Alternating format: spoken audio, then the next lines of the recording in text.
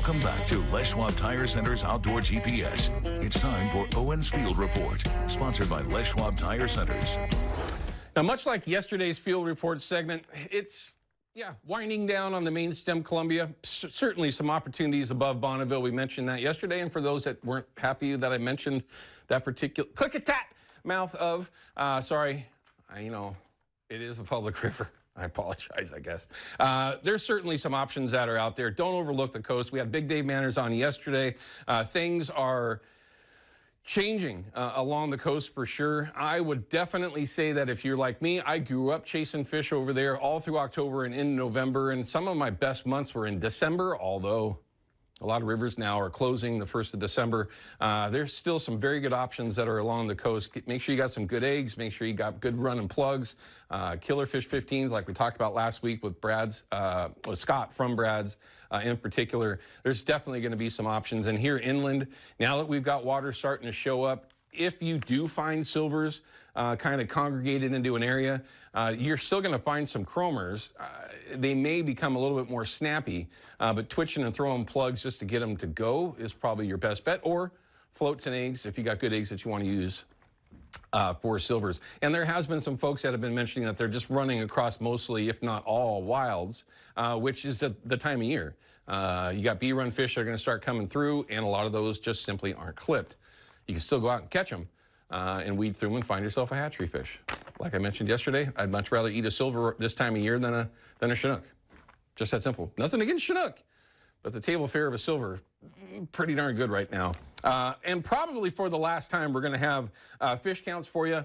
Nothing really changed from yesterday other than just drop a little bit. Again, very much normal. Goes right along that 10-year average. I'm not going to say that it's over, but it's pretty much over, right? I mean, some of the areas that you might find above Bonneville are going to be productive at some of the river mouths, but below Bonneville overall, unless you're right there at the wall, it's pretty much over. Looking for other options if you're still going to be chasing fish around. You certainly do not have to put your sled away if you don't wish to. Still have some options that are out there. River levels are going to become significantly more interesting. I do like to see this on the Columbia. It's the vertical tides that really don't make anything better for you when you get low tides that are in the ones. I mean, you're just literally talking desert out there until things change significantly.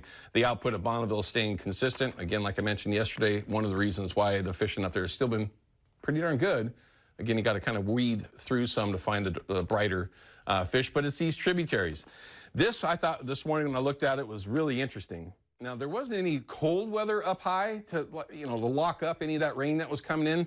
So it's interesting how that forecast was there. Yesterday, it was a little bit above the forecast, and it turned right over to fall. It's that time of year. We've got a lot more rain coming. Again, we'll find out more about that. But this was interesting all the way around. And this is just a barometer for the entire North Coast and all the other areas that are around it. Pretty nice little bounce, and it looks like things are going to continue to do that, at least stay up in those areas for the next few days. It's going to blow out. It's going to get ugly. And then once it starts to turn over, please don't mess with fish that are high up in systems, Chinook in particular, that are on their beds. Leave them alone. I really can't stress that enough. This is a time where you're going to start seeing that. Just leave those fish alone, please. Work your way down the river, find fish that are still moving and not on the beds yet. But, Nehalem River itself, all of them are showing really good bounces. Silettes, all of them are going to have some fresh fish that are in the systems. And for those that have been just crazed and waiting and hoping for water to show up, they want to get the raft out, they want to get the tunes out, they want to get the drift boats out, whatever. You're starting to get to the point where hopefully you're ready and you got the time to get out there and join the aluminum hatch. You know what I'm talking about. All depends on the system that you're on. Don't be afraid to look at a map and realize that there's a whole lot more rivers around than just that one, all right? I'm not going to get into it any more than that. There's a lot of other places that you can go to avoid those crowds as things start to intensify a little bit more on those tributaries. All right, don't forget though, we all like free stuff. Jason loves to send you free stuff from Procure. It's easy, send him an email. Jason@procure.com. Every Monday morning, they pick a winner and you will be notified if you are that lucky person. And use it for a number of different things. But like we were just talking about with river levels, it takes rain. And it looks like we've got a lot of rain that's coming our way, Carly. Last night, it seemed like it just never stopped at my place over in Oregon City. Can we expect that going forward? We can, yes. And now can be deceiving because if you look outside right now and you're in the Portland area, you might see a little bit of a break in those showers right now. But those showers are definitely going to come back around for today. Our highs right now, or our highs for the day, are going to get up to about 60 degrees. Similar story as you get south in the valley. A similar story over on the coast as well. And they're going to get up to the upper 50s and lower 60s over in eastern Oregon. Wherever you are in the state, you will probably see some semblance of rainfall. Now, today and tomorrow, we are going to have kind of a sunshine and showers pattern where at times we'll see sunshine, at times we'll see showers. Now, when the showers come through, it'll bring with it some chances for thunderstorms and some slight chances for hail as well. That whole pattern will last throughout Monday, and it'll really weaken throughout Monday night into Tuesday. So we should only see some light rains on Tuesday before the next front hits on Wednesday. So today will be the warmest day of the week, right around 60 degrees. Remember that pattern that we expect to see today and tomorrow. Driest day of the week is Tuesday, but showers return on Wednesday. So if you like rain, it's a good week for you. Yeah. What's it look like going further out? Do you get a chance to look at that very much?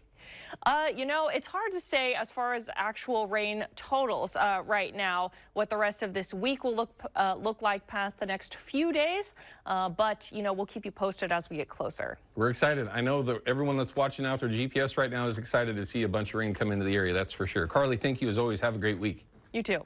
All right. Looks like we do have a phone call that's on right now. I've got Don from Lincoln City. Ryan, can we get him up? All right, Don, again, you're from Lincoln City. You probably knew that. But you got a comment or a question about hatcheries. What's going on, Don?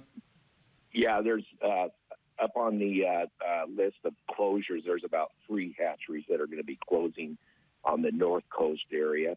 And people should really look at that and say something, because they say it's because of a money plot or deficit and blaming it on all these things.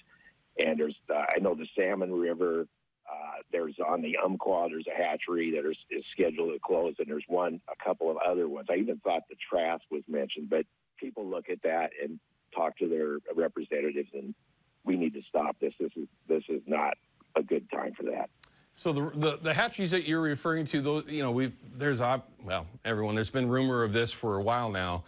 Have you been told or gotten information that might be definitive on those closures, or? Yes. Yeah, it sounds pretty definitive. They had a vote of the commissioners, or 7 commissioners, and 5 of them are women, and 4 of them voted against leaving them open, which I was pretty sad about. But it's just something that people should look at and tell their representatives. How in the world could somebody get information about a hatchery and say, let's close it? What's the point? Let's close. What do you mean? It's the craziest thing. And yeah, yesterday I mentioned the hatchery on Eagle Creek on the Clackamas system is also on the chopping block right now, everyone. These are things that we need to be well aware of. And just like Don has said, we got to talk to the people that get to make some sort of decisions out there. Your guess is as good as mine. Maybe find some common sense someplace. It's insane what we're dealing with these days. Don, thanks for your phone call and the heads up. We appreciate it. I wish it was more positive, but unfortunately, that's what we're dealing with these days. This upcoming weekend, we do have the folks coming in from the CCA Oregon. We'll find out who is right in the middle of all this stuff, what's truly going on, and what we might be able to do as a user group to help combat this disaster, quite honestly. All right, we're going to cut to a break. When we come back, I've got Brandon Traeger from the Fallen Outdoors here in the studio. We're going to talk with him about the Fallen Outdoors, what it is that they do, how that they can help you, and how you might be able to help them help others as well.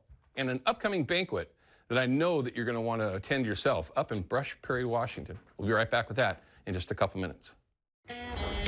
Outdoor GPS is brought to you by P-Line, because we fish, by Hawken Fishing, perfection in fishing gear, and by Haxton's Canvas and Upholstery, the trusted name of the Pacific Northwest.